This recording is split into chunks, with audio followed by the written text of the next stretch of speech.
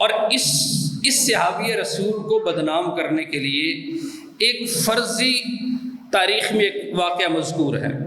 حر بن یزید کا نام آپ، وہ 1000 کا لشکر لے کر حضرت حسین کے مقابلے میں آئے۔ انہوں نے اس واقعے کو کھینچ تان کے صحابہ اکرام کی طرف لے کے جانا ہوتا، سراسر جھوٹ، غلط بیانی، کذب بیانی۔ آپ تھوڑا سا حقائق کی طرف آ کر ان واقعات کو تو دیکھیں کہ کربلا میں حضرت حسین نے قربانی دی ہے، بیت اللہ میں عبداللہ ابن زبیر نے قربانی دی ہے، اور مدینہ کے سامنے حرہ کے موقع پر عبداللہ ابن مطیع،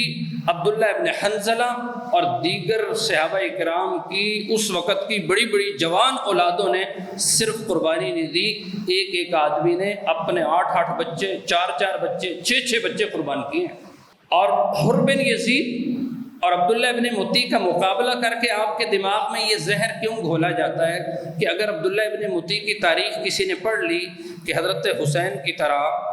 عبداللہ ابن مطیع بھی حضرت حسین کی سنت پہ چلتے ہوئے مدینہ میں یزید کی حکومت کو چیلنج کیا تھا، عبداللہ ابن زبیر بھی تھے، اور پھر بڑی تحریک کے قائد عبداللہ ابن مطیع بھی تھے کہ جس نے مدینہ میں یزیدیوں کے خلاف جنگ لڑی اور تقریباً 700 لوگ شہید ہوئے صحابہ اکرام اور ان کی اولادیں۔